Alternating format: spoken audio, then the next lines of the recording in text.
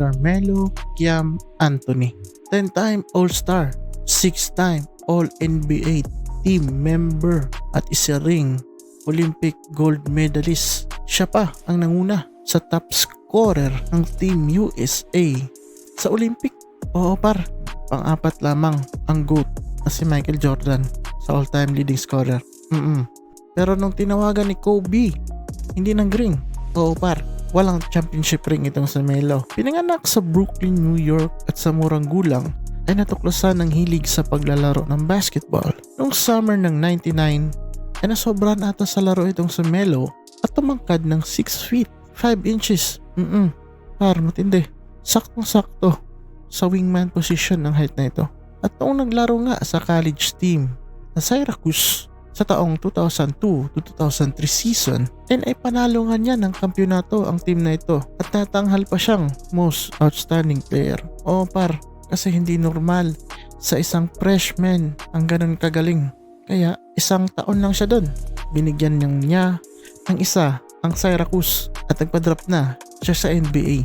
Taong 2003, na-drop itong si Melo, 3rd overall ng Denver Nuggets. Kasabayan niya ang number 1 pick noon na si LeBron James. Dahil sa momentum na dala niya from his college championship, ay napasiklab agad itong si Melo noong March 30, 2004 against sa team ng Seattle Supersonics. Ay nagtala itong rookie Melo ng record for the most points in a game by a rookie. Binagsakan lang naman ng 41 points ang kalaban. Kahanga-hanga nga par. Ngunit sa buong 13-year career niya sa Nuggets ay hanggang playoffs, conference finals, doon lang talaga umabot ang team niya. Sa lakas kasi ng team gaya ng Clippers, Lakers, Miami at Spurs ay mahirap talagang manalo ng championship sa Western Conference noon. Eventually noong 2011 ay na-trade sa kanyang hometown na New York itong si Melo. Dito ay nakasama niya sina Amari Stoudemire at Chauncey Billups. Ay gapang nila ang Knicks sa playoffs, pero dahil sa mga injury, eventually natalo pa din. Sa 2012 season, nagsimula ang Linsanity ni Jeremy Lin. Isang linggo kung saan medyo nasapawan si Melo sa kasikatan.